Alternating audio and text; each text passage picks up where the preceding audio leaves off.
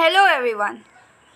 Previous video में हमने states of matter complete कर लिया था। इस वीडियो में हम can matter change its state और effect of change of temperature के बारे में पढ़ेंगे।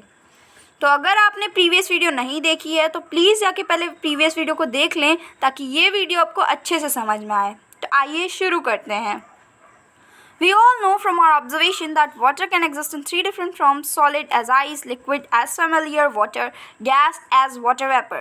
What happens inside the matter during the change of state?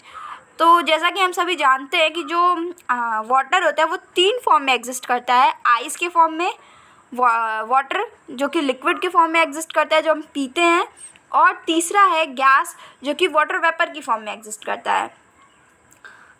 तो जो चेंज ऑफ स्टेट है, जब मैटर एक फॉर्म से दूसरे फॉर्म में चेंज होता है तो क्या होता क्या एक्चुअल में, ये हमें इस क्वेश्चन का आंसर देना है। तो ये हम आगे पढ़ के इस क्वेश्चन का आंसर देने की कोशिश करेंगे। What happens to the particles of matter during the change of state? जब स्टेट चेंज होता है तो मैटर के पार्टिकल्स के साथ क्या होता है। मैं बताती हूँ कि जब स्टेट चेंज होता है तो पहले जब कोई भी सॉलिड स्टेट में रहता है तो उसके जो पार्टिकल्स होते हैं वो एक दूसरे के पास रहते हैं, चिपके रहते हैं। लेकिन जैसे ही वो लिक्विड में जाते हैं उनका फोर्स ऑफ अट्रैक्शन कम हो जाता है और वो थोड़े थोड़े दूर हो जाते हैं, फ्री हो जाते हैं। लेकिन जब वो गैशियस फेज में जाते हैं तो वो बहुत ही ज़्यादा फ्री हो जाते हैं, जिसकी वजह से वो फ्लो करने लगते हैं।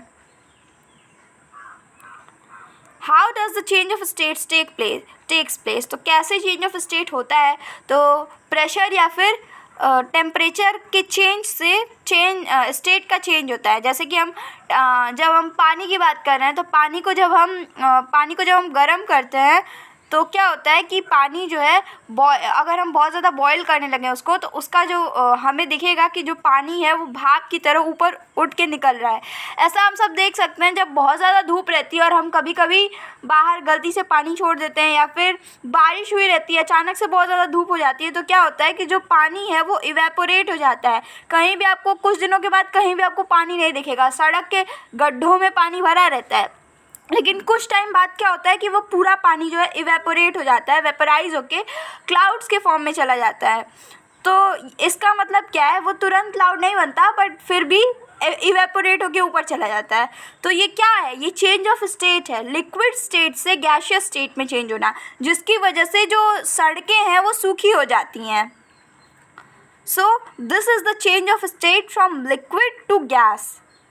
और ये क्यों हुआ? टेम्परेचर के इफ़ेक्ट की वजह से। जब बारिश हुई तो टेम्परेचर जो था वो थोड़ा लो था, लेकिन जैसे ही धूप हुई टेम्परेचर हाई हो गया, जिसकी वजह से वाटर बॉयल होना स्टार्ट किए और इवेपोरेट हो गए। ऑब्वियस है वो बॉयल हमें दिखेगा नहीं, लेकिन वो टेम्परेचर की वजह से जो है वाटर वेपर में चेंज होकर ऊपर चले गए। हम अपने घरों में पानी बॉयल करके ये चीज़ देख सकते हैं कि जब हम पानी को बॉयल करेंगे तो क्या होगा, बहुत ज़्यादा टाइम तक हम उसको बॉयल करते रहेंगे तो एक टाइम ऐसा आएगा जब लगभग सारा पानी जो है वेपराइज हो चुका रहेगा, मतलब वेपर के फॉर्म में कन्वर्ट हो चुका रहेगा। जो हमारे बर्तन रहेंगे उसमें बहुत ही कम पानी बचा रहेगा। ये क्यों हुआ? क्योंकि हमने उसको हीट प्रोवाइड की, और हमने उसको हीट प्रोवाइड की मतलब हमने उसका टेम्परेचर बढ़ाया। This is due to the change of state. और जब हम पानी को आइस क्यूब्स के जो बर्तन आते हैं उसमें करके फ्रिज में रखते हैं तो क्या होता है कि उसका टेम्परेचर जो है लो कर दिया जाता है। फ्रिज में क्या होता है कि टेम्परेचर कम रहता है, जिसकी वजह से वो आइस में कन्वर्ट हो जाता है। तो ऐसा हमने देखा कि जब हम टेम्परेचर को बढ़ा रहे हैं तो लिक्विड जो है वो गैस में चेंज हो रहा है, लेकिन जब हम टेम्परेचर को घटा रहे हैं तो लिक्विड जो है सॉलिड में चेंज हो जा रहा है। तो ये चीज़ें हमारा इफ़ेक्ट होता है टेम्परेचर चेंज की वजह से। we need to answer these questions, isn't it? Yes, we need to answer. Effect of change of temperature. जो अभी हमने बताया कि जो आइस है वो जब हम उसको हीट करते हैं तो वो लिक्विड में चेंज हो जाता है, फिर उसको और ज़्यादा हीट करते हैं तो वो गैस में चेंज हो जाता है। वही सेम एक्टिविटी 1.12 में दी गई है। तो आइए हम इसे पढ़ते हैं Take about 150 gram of ice in a beaker and suspend a laboratory thermometer so that its bulb is in contact with the ice as shown in figure. हम एक बर्तन में मतलब हम एक बीकर में 150 ग्राम वाटर ले लें और उसमें क्या करें, उसको उसमें थर्मामीटर को डाल दें और जैसा कि इस फिगर में शो किया गया है। फिर क्या, start heating the beaker with a low flame. Beaker को हम हीट करना स्टार्ट करें एक लो फ्लेम में। Note the temperature when the ice starts melting. वो टेम्परेचर नोट करें जब आइस जो है मेल्ट होकर वाटर में कन्वर्ट होना शुरू हो जाए। फिर note the temperature when all the ice has converted into water. वो भी टेम्परेचर को नोट करिए जिसमें सभी आइस जो है वाटर में कन्वर्ट हो जाए। आपको दो टेम्परेचर नोट करना है। पहला वो जब आइस जो है वो मेल्ट होना स्टार्ट हो, दूसरा वो जब आइस पूरी तरह से वाटर में कन्वर्ट हो जाए। Record your observation of solid to liquid state, change of solid, conversion of solid to liquid state. अपने ऑब्जर्वेशन को रिकॉर्ड करिए। फिर now put a glass rod in the beaker and heat while stirring it till the water starts boiling. तो आप जो है एक glass rod उसी बीकर में डाल दीजिए। जब आप उसको हीट कर रहे हैं, लिक्विड में चेंज हो जाए तो उसको तब तक फिर उसको ग्लास रॉड को उसमें डालिए और उसको स्टिर करिए, मतलब घुमाइए अच्छे से, और तब तक घुमाइए जब तक पानी जो है वो बॉयल होना स्टार्ट ना कर दे। ठीक है। Keep a careful eye on the thermometer reading till most of the water has vaporised. आप अपने थर्मोमीटर पे तब तक निगाहें अच्छे से डाले रहिए जब तक कि ज़्यादातर वाटर वेपराइज ना हो जाए, मतलब ज़्यादातर वाटर वेपर के फॉर्म में ना कन्वर्ट हो जाए। रिकॉर्ड करिए अपने ऑब्जर्वेशन को जब वाटर है मतलब लिक्विड स्टेट से जब वो गैस स्टेट में कन्वर्ट हो रहा है, मतलब वेपराइज हो रहा है। On increasing the temperature of the solid the kinetic energy of the particles increases. तो ये हमने आपको पहले ही बताया था कि जब भी हम किसी भी मैटर का टेम्परेचर बढ़ाते हैं तो उनकी जो काइनेटिक एनर्जी होती है, उनके पार्टिकल्स की जो काइनेटिक एनर्जी होती है वो बढ़ जाती है, जिसकी वजह से क्या होता है कि जो पार्टिकल्स हैं वो ग्रेटर स्पीड से मूव करने लगते हैं। तो सेम वही होता है इस केस में भी कि जो सॉलिड है जब हम उसका टेम्परेचर बढ़ाते हैं तो क्या होता है कि जो पार्टिकल्स हैं उनकी काइनेटिक एनर्जी बढ़ जाती है, जिसकी वजह से पार्टिकल्स का मोशन तेज़ हो जाता है। The energy supplied by the heat to overcome the force of attraction of the between the particles. तो जब हम देखते हैं कि जब इस ऑब्जर्वेशन से हमें क्या पता चलता है कि जब हम हीट करते रहते हैं तो जब आइस जो है लिक्विड में कन्वर्ट होती है उस टाइम उसका टेम्परेचर चेंज नहीं होता है। तो ऐसा क्यों होता है? ऐसा इसलिए होता है क्योंकि जब हम आइस को लिक्विड में कन्वर्ट करते हैं तो क्या होता है कि कुछ हीट जो है आइस जो पार्टिकल्स हैं उनके फोर्स ऑफ अट्रैक्शन को कम करने के लिए यूज़ कर ली जाती है। मतलब कि जब सॉलिड जो है लिक्विड में कन्वर्ट होगा तो क्या होगा, जो फोर्स ऑफ अट्रैक्शन है वो कम हो जाएगी। तो ये जो फोर्स ऑफ अट्रैक्शन है ये कम कैसे होती है? ये जो हीट प्रोवाइड की जाती है वो अपने टेम्परेचर में, मतलब जब सॉलिड जो है लिक्विड में कन्वर्ट होता है तो टेम्परेचर चेंज कुछ टाइम तक नहीं आता है। तो वो टाइम जिसमें टेम्परेचर चेंज नहीं आता है लेकिन सॉलिड जो है लिक्विड में कन्वर्ट हो जाता है, तो उस टाइम जो हीट ली जाती है, मतलब जो हीट वो मैटर लेता है स्टेट को चेंज करने के लिए, वो हीट जो है फोर्स ऑफ अट्रैक्शन को कम करने के लिए यूज़ कर ली जाती है और इसी हीट को हम लेटेंट हीट कहते हैं। A stage is reached when the solid melts and is converted into liquid। एक ऐसा स्टेज आएगा जब सॉलिड जो है पूरी तरह से लिक्विड में कन्वर्ट हो जाएगा। वो टेम्परेचर जिस पे सॉलिड मेल्ट करता है और लिक्विड में चेंज हो जाता है एटमॉस्फेरिक प्रेशर पे, उसको हम मेल्टिंग पॉइंट कहते हैं। वो टेम्परेचर जिसमें सॉलिड जो है वो लिक्विड में हाँ, सॉलिड जो है मेल्ट होके लिक्विड में कन्वर्ट हो जाता है एटमॉस्फेरिक प्रेशर पे, उसको हम मेल्टिंग पॉइंट कहते हैं। The temperature at which a solid melts to become a liquid at the atmospheric pressure is known as melting point. ये आपकी मेल्टिंग पॉइंट की डेफिनेशन है जो शायद आपके एग्जाम में पूछी जा सकती है। ये इंपॉर्टेंट है, इसीलिए आप इसको अच्छे से मार्क करके लर्न करके रखें। From learning I mean understand करके रखें अच्छे से। The melting point of a solid is an indication of a strength or force of attraction between its particle। तो जो melting point है एक solid का, वो क्या बताता है कि वो force of attraction बताता है उसके particles के बीच में। आइस का melting point 273.16 केल्विन होता है, और the process of melting, that is the change of state from change of state of solid state to liquid state is known as fusion। तो वो प्रोसेस जिसमें मेल्टिंग हो, मतलब वो प्रोसेस जब सॉलिड जो है वो लिक्विड में कन्वर्ट होता है तो उसको हम फ्यूजन या फिर मेल्टिंग कहते हैं। जब सॉलिड लिक्विड में कन्वर्ट हो रहा है तो उस प्रोसेस को हम फ्यूजन या फिर मेल्टिंग कहते हैं। ये आपका 1-2 नंबर के क्वेश्चन में पूछा जा सकता है। When the solid melts, its temperature remains the same, so where does the heat energy go? तो मैंने आपको ये सारी चीज़ें पहले ही एक्सप्लेन कर दी है कि जो भी जब सॉलिड जो है वो मेल्ट होके लिक्विड में कन्वर्ट होता है तो क्या होता है कि जो हीट है वो उसके फोर्स ऑफ अट्रैक्शन को कम करने के लिए यूज़ कर ली जाती है, जिसको हम लोग क्या कहते हैं, लेटेंट हीट कहते हैं। ठीक है, तो आइए आगे पढ़ते हैं। यहाँ पे डेफिनेशन दी हुई है लेटेंट हीट की। The amount of heat that is required to change 1 kg of a solid into liquid at atmospheric pressure at its melting point is known as latent heat of fusion. ठीक है, तो आप इसे mark करके अच्छे से पढ़ लीजिएगा। बाकी सारी चीज़ें हमने आपको बता दी है। ठीक है, आइए हम इसको पढ़ लेते हैं थोड़ा सा। So particles in water at 0 degrees Celsius, that is 273 Kelvin, have more energy as compared to the particles of ice at the same temperature।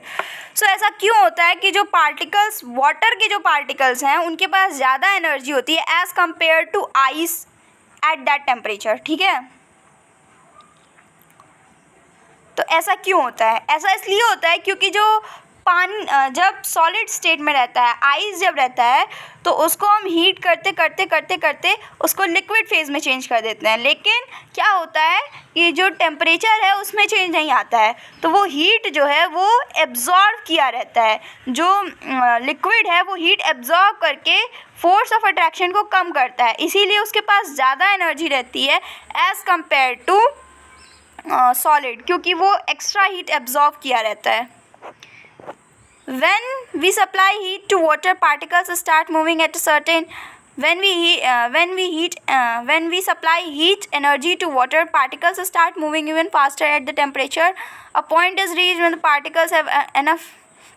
तो देखिए क्या होता है, जब हम लिक्विड को हीट करते हैं, जब सॉलिड जो है लिक्विड में कन्वर्ट हो जाता है और लिक्विड को हम हीट करते हैं तो लिक्विड क्या होता है, वेपराइज होता है।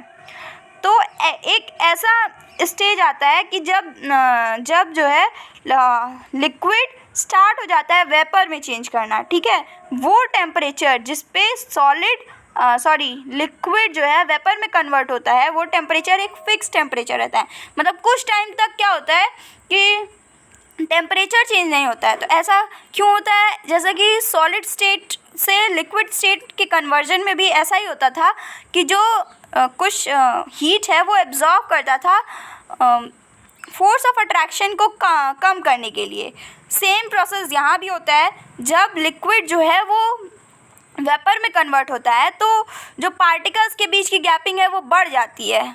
तो ये फोर्स ऑफ अट्रैक्शन कम करने के लिए जो है कुछ हीट वो जो है अपने में एब्जॉर्ब कर लेता है, वो फोर्स ऑफ अट्रैक्शन को कम करने के लिए। ठीक है, तो जब हम पानी को हीट प्रोवाइड करते हैं तो क्या होता है, उसके जो पार्टिकल्स हैं उनकी काइनेटिक एनर्जी बढ़ जाती है, जिसकी वजह से वो एक दूसरे से दूर दूर भागने लगते हैं और उनकी बॉन्डिंग जो है वो टूट जाती है। मतलब कि उनका जो मतलब कि उनका जो फोर्स ऑफ अट्रैक्शन है वो नियरली नेग्लिजिबल हो जाता है। जो गैसियस स्टेट होते हैं उसमें जो फोर्स ऑफ अट्रैक्शन होता है वो नेग्लिजिबल होता है, ठीक है। वो टेम्परेचर जिस पे लिक्विड जो है वो स्टार्ट हो जाता है, मतलब वो टेम्परेचर जिस पे लिक्विड बॉयल होना स्टार्ट करता है उसको हम कहते हैं बॉइलिंग पॉइंट। वो टेम्परेचर जिस पे लिक्विड जो है बॉयल होना स्टार्ट करता है, ठीक है, उसको हम कहते हैं बॉइलिंग पॉइंट। और जो बॉइलिंग है ये एक पर्टिकुलर किसी पार्टिकल का फिनोमिना नहीं है, ये एक बल्क फिनोमिना है। Bulk phenomena, what I mean by bulk phenomena? So bulk phenomena का मतलब है कि ऐसा नहीं है कि जो हम एक पार्टिकल को हीट करते हैं एंड वो अपना फेस चेंज कर लेता है, मतलब वो लिक्विड से वेपर में चेंज हो जाता है। ये एक बल्क फिनोमिना है। बहुत सारे पार्टिकल्स मिलते हैं जिन्हें हम हीट करते हैं, बहुत सारे पार्टिकल्स को एक साथ हम हीट करते हैं तब ये चेंज होता है, ठीक है। सो इसीलिए इसको कहा गया बल्क फिनोमिना। तो जैसे लेटेंट हीट ऑफ फ्यूजन था, लेटेंट हीट ऑफ फ्यूजन क्या था? वो हीट जब जो लिक्विड है वो ले रहा है फोर्स ऑफ अट्रैक्शन को ओवरकम करने के लिए, मतलब फोर्स ऑफ अट्रैक्शन को कम करने के लिए, उसी को हम लोग कहते हैं लेटेंट हीट ऑफ फ्यूजन। यहाँ पे सेम है latent heat of vaporization, latent heat of vaporization. तो लेटेंट हीट ऑफ वेपराइजेशन क्या है? लेटेंट हीट ऑफ वेपराइजेशन भी सेम चीज़ है। जब हम लिक्विड को गैसियस फेज में चेंज करते हैं तो वो हीट जो वो लेता है फोर्स ऑफ अट्रैक्शन को नियरली नेग्लिजिबल बनाने के लिए, उसी को हम लोग कहते हैं लेटेंट हीट ऑफ वेपराइजेशन, ठीक है। तो ये सारी चीज़ें तो हमने पढ़ ली कि हम टेम्परेचर को चेंज करते हैं तो क्या होता है कि फेस चेंज होता है, स्टेट चेंज होता है। कुछ ऐसी भी चीज़ें हैं जैसे कि जब हम ऐसा भी कर सकते हैं कि हम जो है सॉलिड को डायरेक्टली गैस बना सकते हैं। मतलब अगर हम सॉलिड, कुछ ऐसे सॉलिड्स मतलब कुछ हम हीट करेंगे, कुछ ऐसे सॉलिड्स हैं जिनको हम हीट करेंगे तो वो डायरेक्टली जो है वेपर में कन्वर्ट हो जाएंगे, ठीक है। या फिर कुछ ऐसे वेपर्स होते हैं, ऐसे गैसेस होती हैं जिनको हम हीट करते हैं, जिनको हम कूल करते हैं तो वो डायरेक्टली जो है गैस में कन्वर्ट हो जाते हैं, लिक्विड फेज में नहीं आते हैं। सो आइए हम उसके बारे में बात करते हैं। तो एक्टिविटी 1.13 जो है इसमें इसके बारे में दिया गया है, मतलब कुछ एक्टिविटीज़ दी गई हैं। जैसे कि अगर हम अमोनियम क्लोराइड या फिर कैम्फर का क्रिस्टल लेके उसको क्रश करके ऐसे चाइना डिश है उसमें रखते हैं और उसके ऊपर एक इन्वर्टेड फनल रखते हैं और जिसके ऊपर टॉप पे जो है हम कॉटन रख देते हैं, कॉटन प्लग कर देते हैं, मतलब रख देते हैं तो, और हीट करते हैं स्लोली। तो क्या हम ऑब्ज़र्व करते हैं कि जो अमोनियम क्लोराइड है या फिर जो कैम्फर है वो डायरेक्टली चेंज हो जाता है उसके वेपर फेज में, ठीक है। इस प्रोसेस को हम लोग कहते हैं सब्लिमेशन, मतलब change of solid directly to vapour या फिर change of gas directly to solid, इसको हम लोग सब्लिमेशन कहते हैं। क्या कहते हैं? सब्लिमेशन। तो इसके कुछ और एग्जांपल्स भी हैं, जैसे कि सॉलिड अमोनिया को जब हम हीट करते हैं तो वो डायरेक्टली क्या होता है, सॉलिड आयोडीन को जब हम हीट करते हैं तो वो डायरेक्टली जो है आयोडीन वेपर्स में चेंज हो जाता है। या फिर जब हम कार्बन डाइऑक्साइड गैस को कूल करते हैं तो वो डायरेक्टली जो है वो कार्बन डाइऑक्साइड के सॉलिड में कन्वर्ट हो जाता है, जो कि डीप फ्रीज के काम आता है, ठीक है। सो ये कुछ डायरेक्ट चेंजेस होते हैं जो कि लिक्विड फेज में नहीं चेंज होके डायरेक्ट सॉलिड में या फिर गैसियस फेज में चेंज हो जाते हैं। आज के लिए इतना ही। अगले वीडियो में हम effect of change of temperature के बारे में पढ़ेंगे। टिल देन, अगर आपको मेरी वीडियो अच्छी लगी हो तो इसे प्लीज़ लाइक करें, शेयर करें एंड सब्सक्राइब करें। और अगर आपने प्रीवियस वीडियो नहीं देखी है तो प्लीज़ उसे जाके देखें। Till then, revise the previous topic. Thank you.